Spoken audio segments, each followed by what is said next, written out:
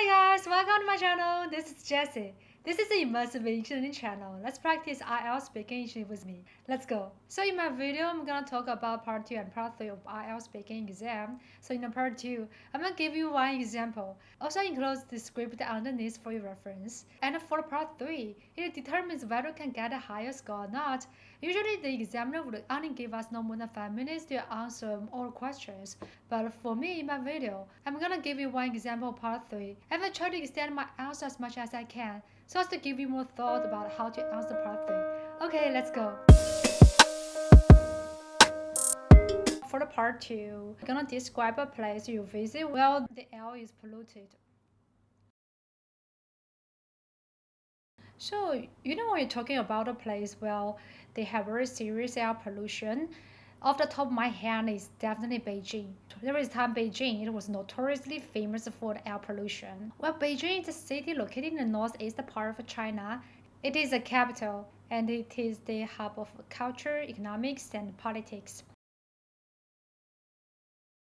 I sit here really remember that 7 years ago I had a business trip in Beijing. And I remember on the first day when I arrived at Beijing, the weather was still very clear.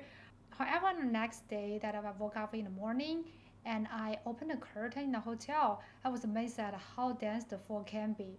It was just like some creamy bean soup filled in the sky. I feel like the thick fog was the combination of water droplets, the sand particles, the parts per millimeter of atmospheric pollution emission, which combined together to create a curtain and so as to reduce the visibility to almost only a few meters. And it was such a nightmare to cross the whole city. It is impossible to see anything. I looked down, from the window in the hotel. It was just like a 3rd floor, but I can barely see anything on the street. And I remember that the cars was moving even slower than the walking speed. I wisely chose to take a subway instead.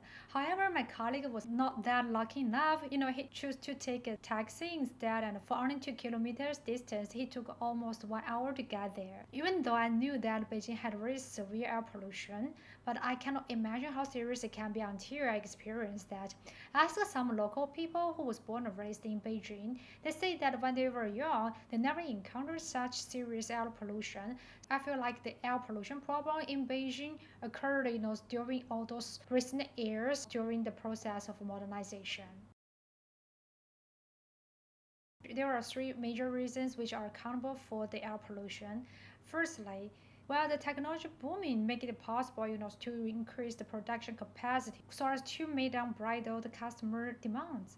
So all those factories, you can see that they want to just pursue more profit. Thus, they are equipped with more chimneys, which produce tons of steam and smoke in the sky. And secondly, coal-fired boilers would burn tons of coal, to provide the winter heating to hundreds of thousands of households in Beijing during the winter time. Burning the coal would produce a large amount of carbon dioxide, which was also the culprit of greenhouse effect as well. Similarly, increasing number of private cars would run on road with their combustion engine running, which would produce tons of exhausted gas into the air.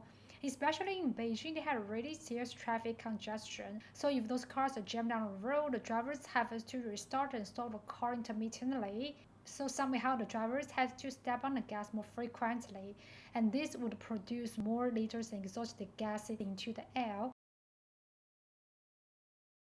Actually, the situation in Beijing reminds me of London in a century ago, when London suffered from extreme air pollution, as London was actually in the heat of industrialization process. Somehow there are some statistics showing that in London there were so many people came down with some respiratory disease and lung diseases, but the government has tried so hard on the air pollution control, such as reallocating the industry, disperse those factories, something like that. And right now in Beijing, when they counter the same problem, and the government are devoted, to do something to release this kind of air pollution problems right now. And I believe that the Beijing government is on the way to solving the problem once and for good. That's all. Thank you.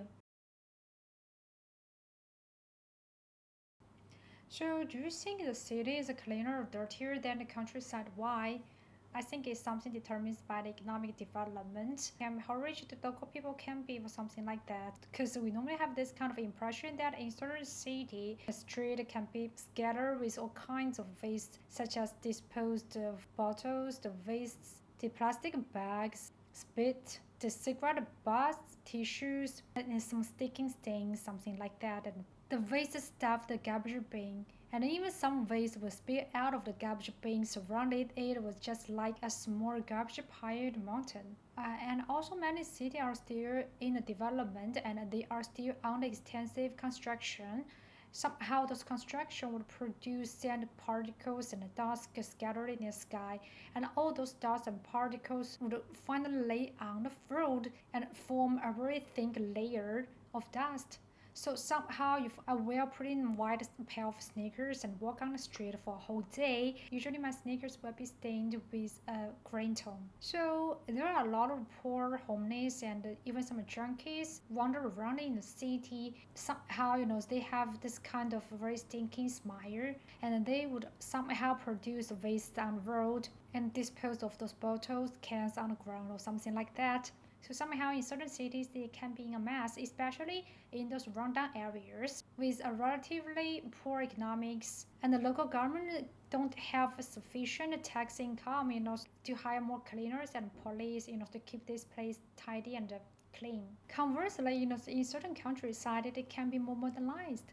As many rich people will reallocate and live in the countryside, they build a large villa, they pay sufficient tax to the government, thus they can create a relatively safe, sound, and a tidy environment for them to live. As the population is pretty sparse, but there are sufficient cleaners to keep this place tidy and clean. So in the countryside, those places looks cleaner than in the cities.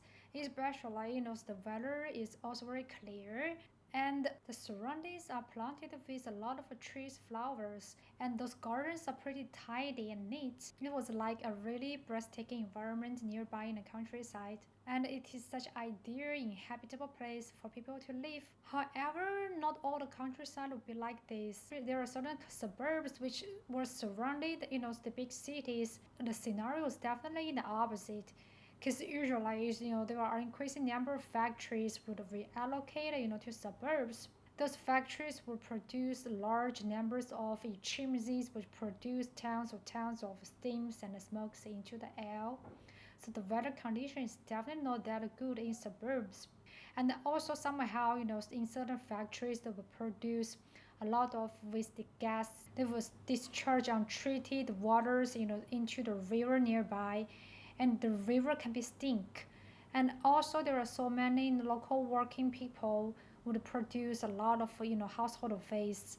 In certain countries the blue collar was not that rich enough to pay sufficient tax to government. Thus in certain countries, the living condition was not that good, definitely. And also in certain areas you can see the feces, like dog feces, cow feces scattered everywhere.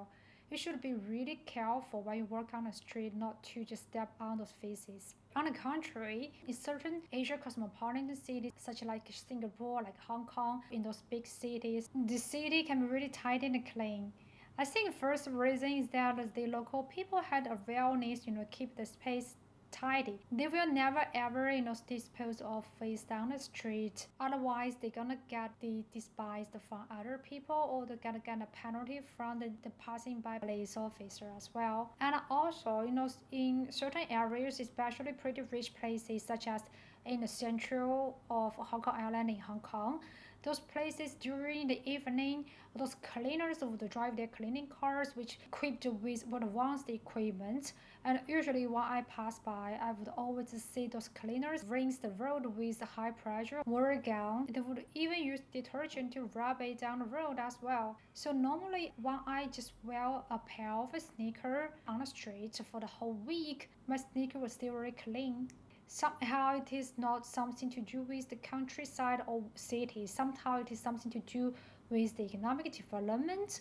Also something to do with whether the inhabitants are rich or not. So somehow, if you living in a relatively affluent neighborhood in the city or in the countryside, the people tend to just pay more tax to the government. Thus, these places are equipped with more cleaners, to keep this place tidy and clean. Otherwise, it will be like the opposite situation. So that's all. Thank you.